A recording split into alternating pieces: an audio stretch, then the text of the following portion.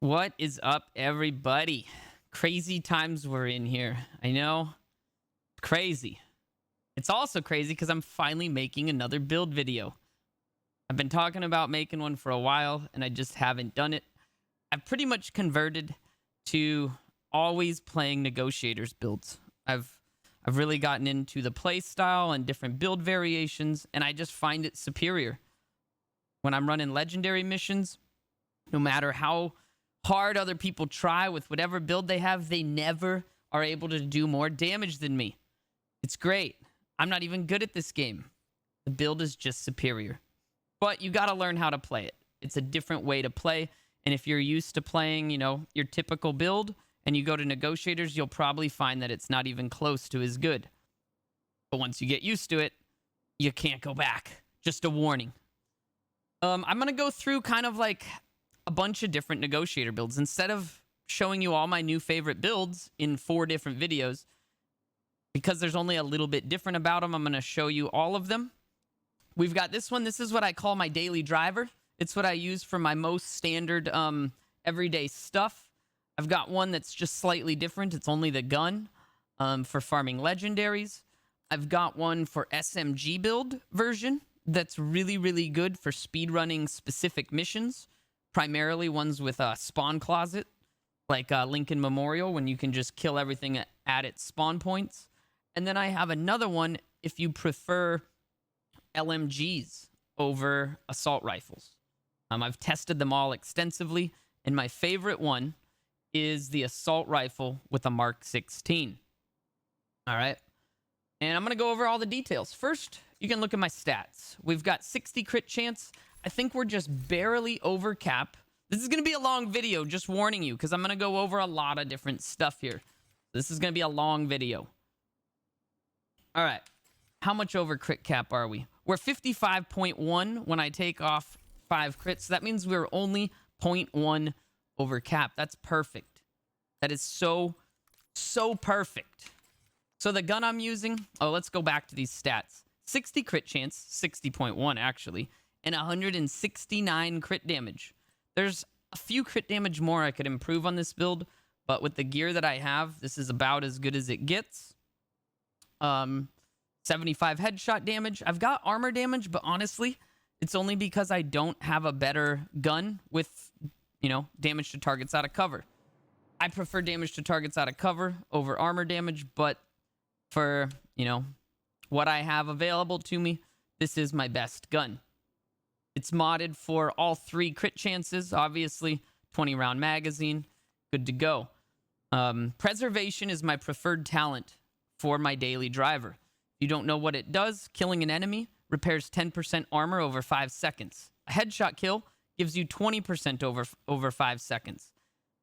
The great thing about this is that it counts also for, kills that you get through Negotiators marks. So we can fully damage ourselves. And then here, let's just go to easy so this happens really fast. I can mark these guys with Negotiators. And then when I get kills, watch my health. Look at that. Beautiful. They all count towards it. They all count as body shots. Even if you get headshots on the target that killed them, they're still body shots.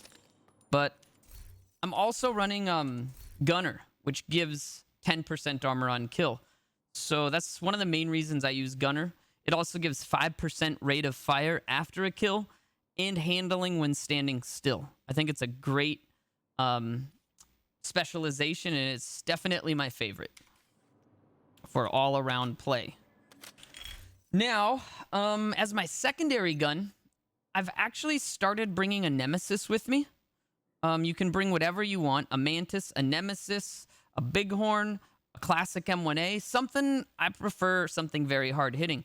But what's really nice is you can pull a Nemesis, and it's not going to be as high of crit chance. It's 54.1 on my build. But you can say, mark these targets here, and then pull out your Nemesis. And as long as it crits, they're all going to die. It just shared all that damage, which is pretty awesome. That's some big time damage right there. So when there's, you know, pesky enemies that are far away, I can mark them and pull out the Nemesis and do some serious damage. As far as gear goes, you want to run 4 pieces of Negotiators. I've done a lot of testing with Negotiators chest versus no chest, and I have come to the conclusion that I actually prefer it without the chest. There's a lot of engagements where you don't have 5 enemies. You don't know what the chest does. It ups the amount of enemies marked from 3 to 5. Well, I guess I should explain Negotiators for you guys. I'm all over the place. I'm sorry. Scuffed build video.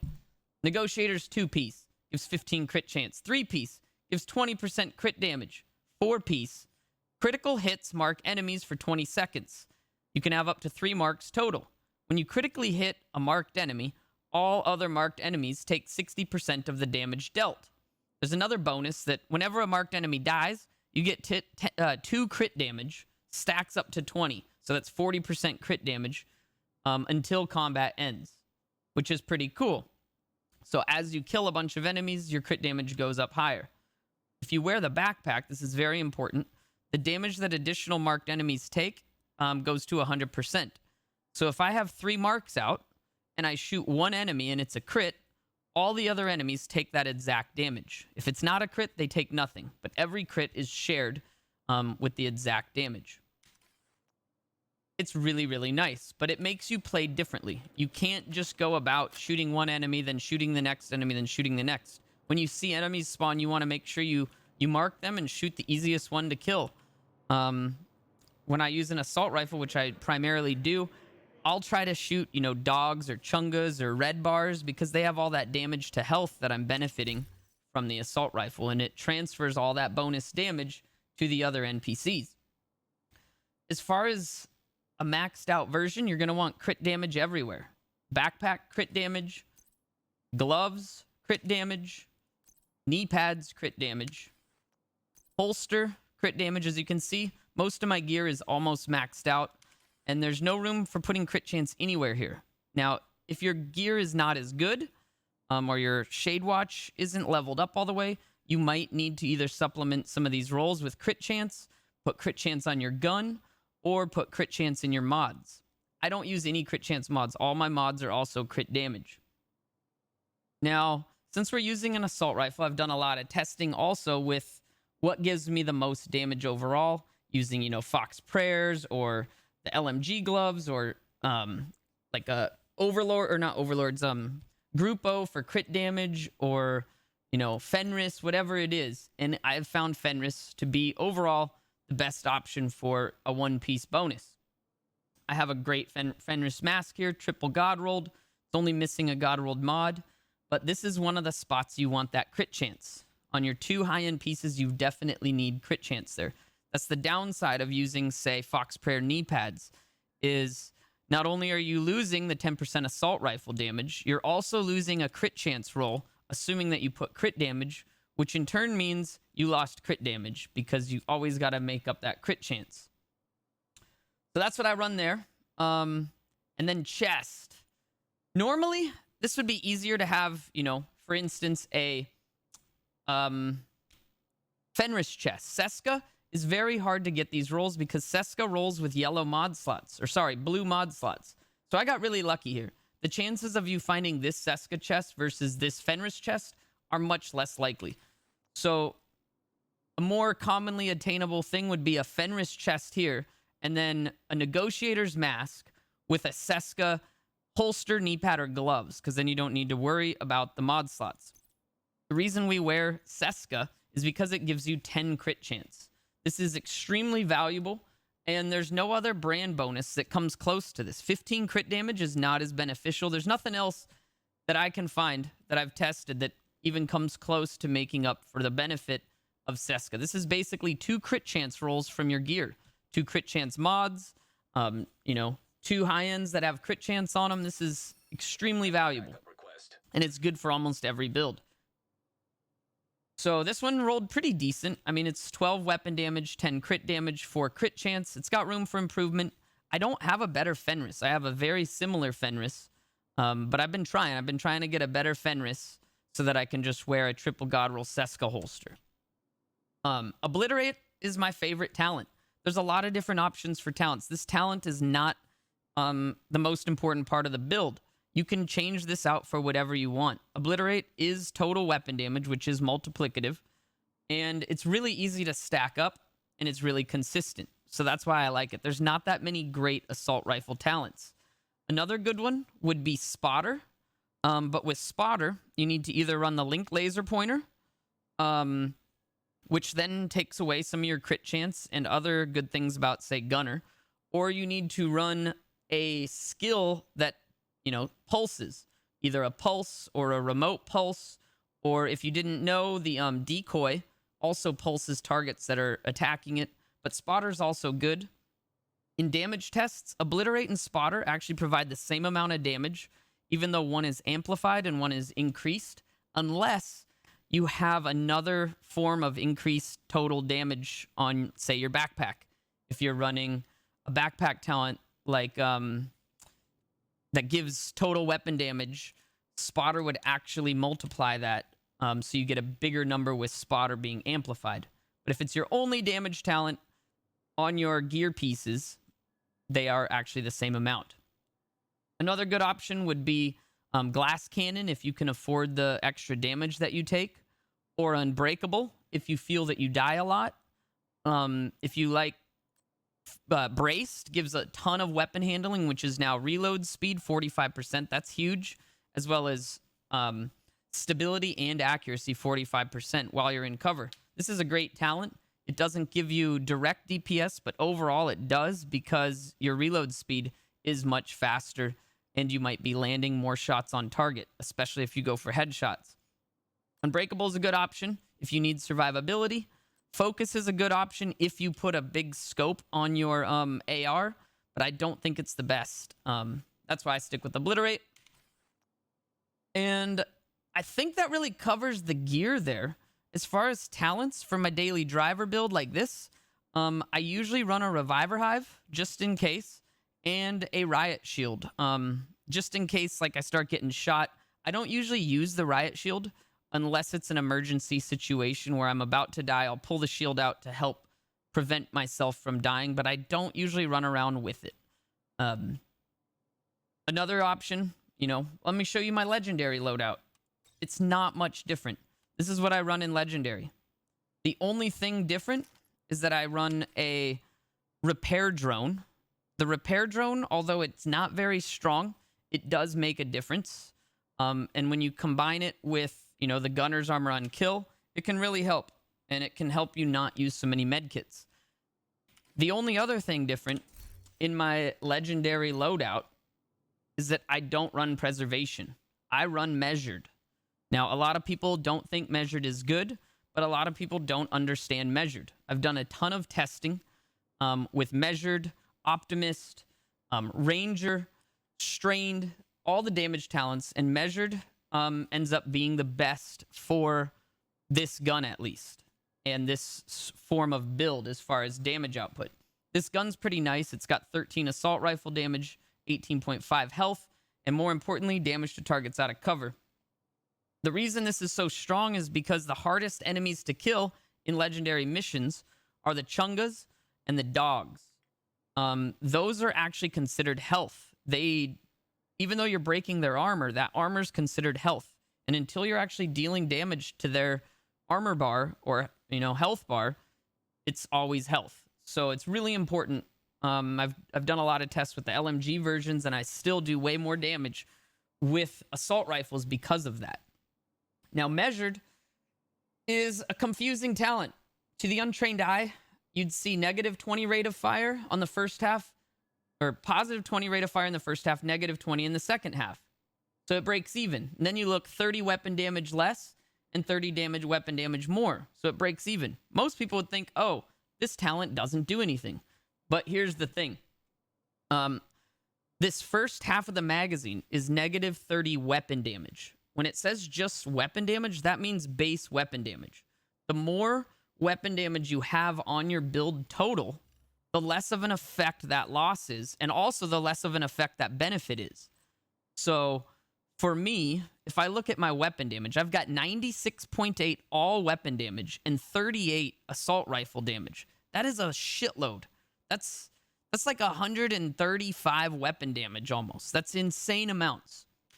So the more you have, the less it has an effect, because all that's doing is increasing the base damage of your gun. The base damage of my gun is 55,000. So adding, 10% weapon damage only increases, 5,000 base weapon damage. It doesn't increase my total damage by 10% or whatever. So here's the thing with measured is in my build, I believe I calculated 13.5% weapon damage is what I'm losing. So that's not that bad. Out of the 30% it says, I'm only actually losing 13.5. So I'm gaining rate of fire, burst DPS in the first half. Then on the bottom half, my gun slows down and it deals 30% total weapon damage. This is multiplicative weapon damage. And the more damage modifiers you have, the more base weapon damage you have, the more crit chance and damage you have, the more headshot damage you have, the more this helps. This is basically a flat, this multiplies your damage by 30%. It's very important. And that is why measured gets you really consistent positive damage. However, if you had a bunch of blue cores and low weapon damage, measured would be horrible. And that's one of the reasons Optimist is not good for full red builds, because it's base weapon damage and you get way less of a benefit. Another one of my favorite talents is Ranger, but it only works good at further ranges, so it's not as consistent of damage output. And another one that's really good for this build is Strained, but Strained takes 2.5 seconds to reach full buff, and you have to keep firing, so it's not as consistent. There's a lot of times where you kill the thing and you're not firing anymore, so then the next target you end up shooting, you start over with Strained. And measured's not like that. So I highly recommend it. It's definitely very nice. And as you can see here, when I shoot these targets, I can kill them very, very fast. Keep in mind, I don't have Obliterate when I first start. This is really weird. Why are the targets set up like that? They don't normally stack like that. There we go.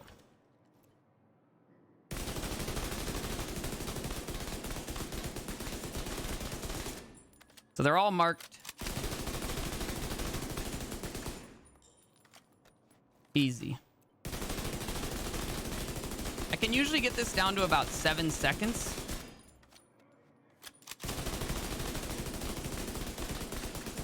Whoops. But 7 to 8 seconds is my normal time to kill here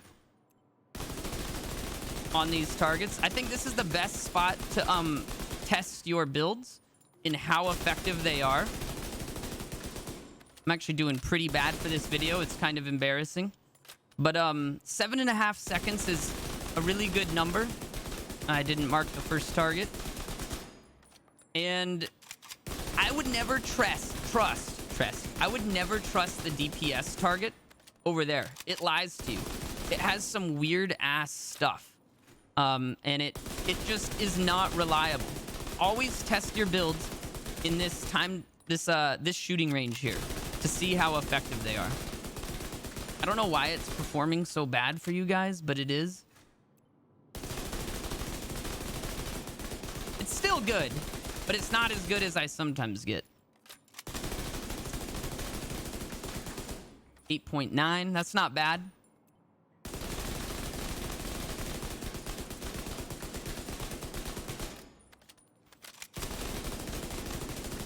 There we go, 7.8. So, sometimes it's better, sometimes it's worse as far as your time to kills because of crit chances and stuff. But this is a much better place to test your DPS. These guys always have the same amount of health, so there's no inconsistencies. I could go over here and shoot targets, and as I increase my rate of fire and stuff, it tells fake news DPS. It's not, never test your DPS here. It's horrible. If you want to test the effectiveness of your build, you test it here and compare between. It also helps if you bring more people in your group. These targets get harder to kill. So sometimes you'll notice that a build works better when you're alone, and a build works better when you have a full group. So keep that in mind when testing in this shooting range.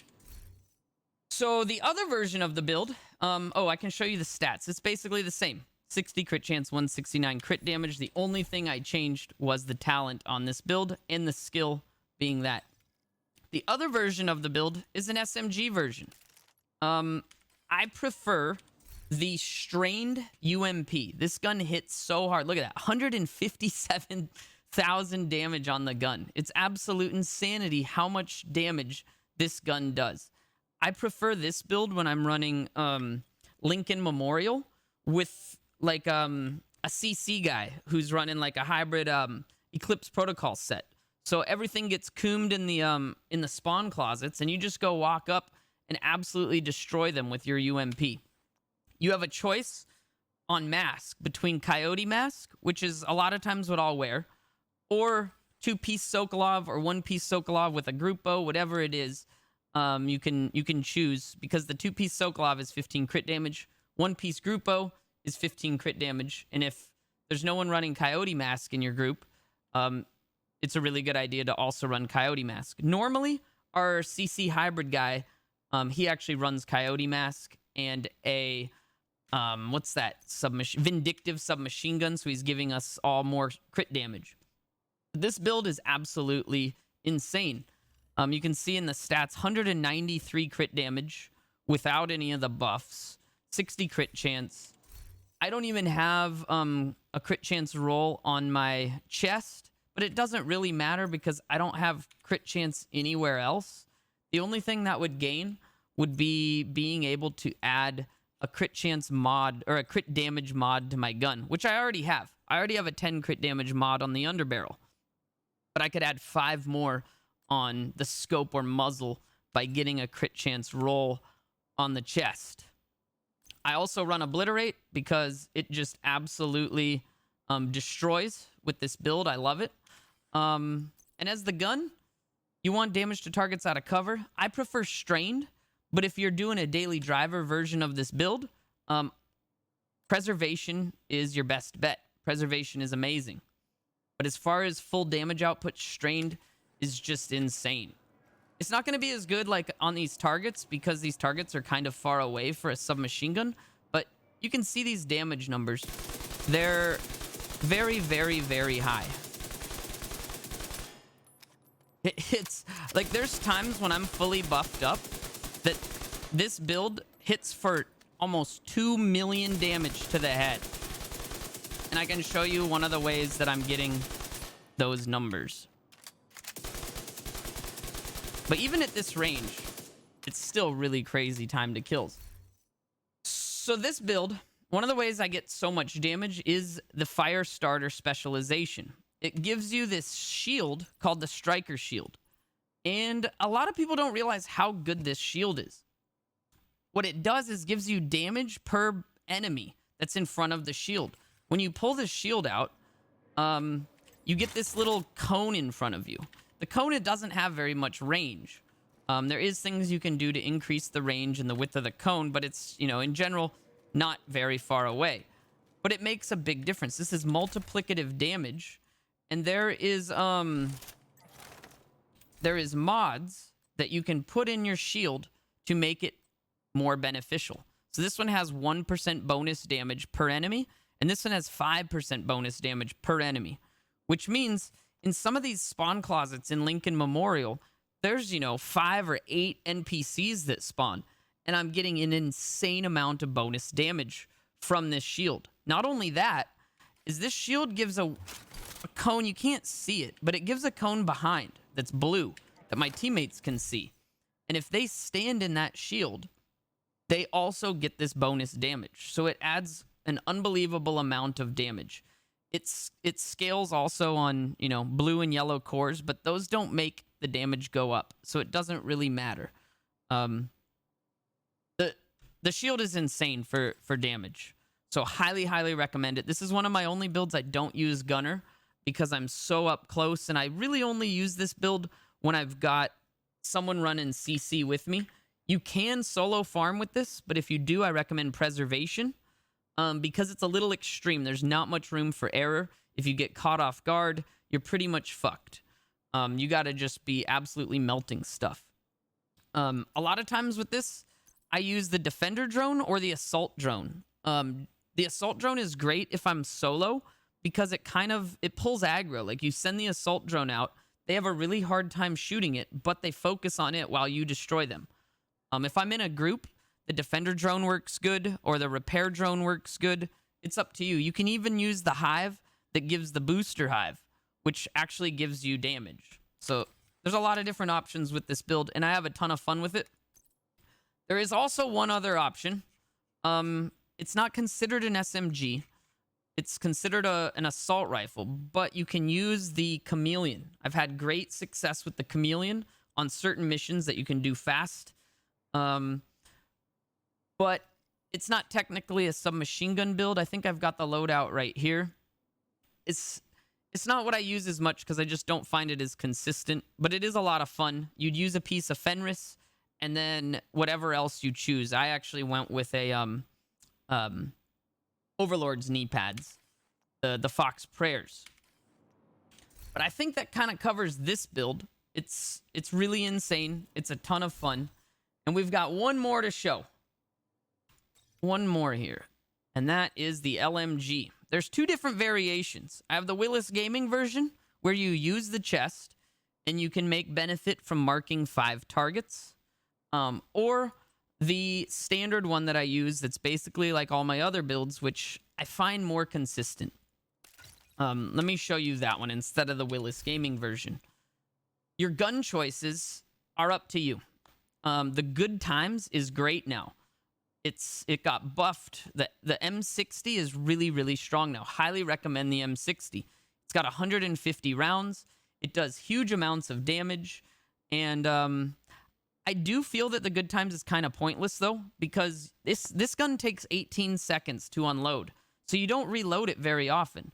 So perfect fast hands, sure, you get a 1-second reload every time you shoot it, but you barely ever reload this gun. So having the normal 5-second reload isn't that bad when it takes 18 seconds to unload it. So keep that in mind. I'm still trying to get a strained version of this gun. I have this amazing preservation version, but it has crit chance on it. And I would rather roll this to damage to health if I'm doing legendaries or damage to armor, or just keep it crit chance. I've just left it crit chance because 9 crit chance is also not bad. I'm still trying to get a strained one because strained on the M60 is insane. It takes only 2.5 seconds to build up strained.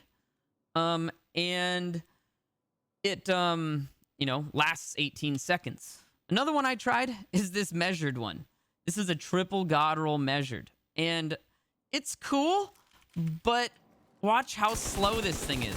It's fast at first, but the gun ends up feeling broken. Like,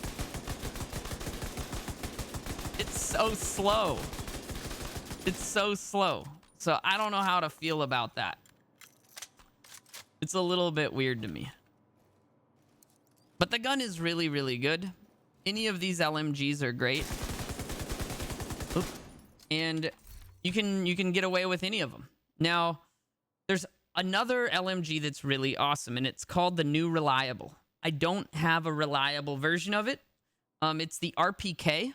I have an RPK, but the New Reliable gives, I think, 35% weapon handling, which is, faster reload speed, better accuracy, better stability, and it comes with 65 rounds.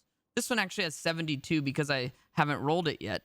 It's got mag size, but this gun fires nicely as the New Reliable. It feels like an assault rifle. It's strong. It's got a really long magazine, and people love it. I've been told that it's great, and personally, I don't really like the way LMGs fire, so I'm kind of partial to assault rifles. I'm still looking for the New Reliable to really put it through its test and run it against, my consistent damage numbers I get with my other builds and see how it goes. But the basis of this build, here, let's go back to that M60. Where's my good times? I'll show the stats. It's very similar. It's a little bit less crit damage than my assault rifle version. 59.7 crit chance. I'm 0.3 away from cap, and almost 160 crit damage. The reason why is because I lose 1 crit damage potential roll because of contractor gloves. I'm essentially giving up 6 crit chance for this damage to armor, which means I need to use a crit chance mod somewhere. But these gloves are great. They don't benefit chungas or dogs, though, which are the hardest things to kill in legendaries. So keep that in mind. This is better for just your average NPCs. The only other thing different is Seska. Again, I love Seska, a piece of Seska for almost everything because that 10 crit chance is so valuable and hard to make up elsewhere. As you can see, I think one of my pieces has a crit chance mod. Yes, my mask. And that's only because the gloves don't have the crit chance. But everything else is basically the same with crit damage on everything. Other than the gun mods, which are always crit chance on every slot. So the only other version is the Willis Gaming version. And this one gives you the chest, which allows you to mark 5 enemies. I would never run this chest unless you're running an LMG, because the LMG allows you to fire at a lot more targets and spread that damage. But then you're losing potential damage output on your chest from a talent. So all those marks are now doing less damage. And there's a lot of times that I just can't get 5 marks out there. Or there isn't even 5 marks available. There's only 2 or 3 enemies sometimes. So keep that in mind if you're running the chest.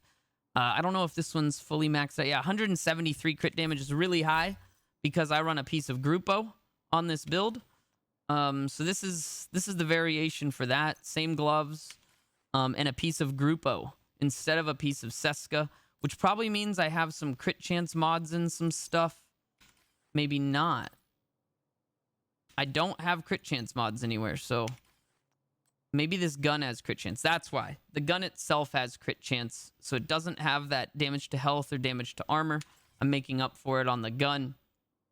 But all in all, it's also a great option. I think I've covered everything.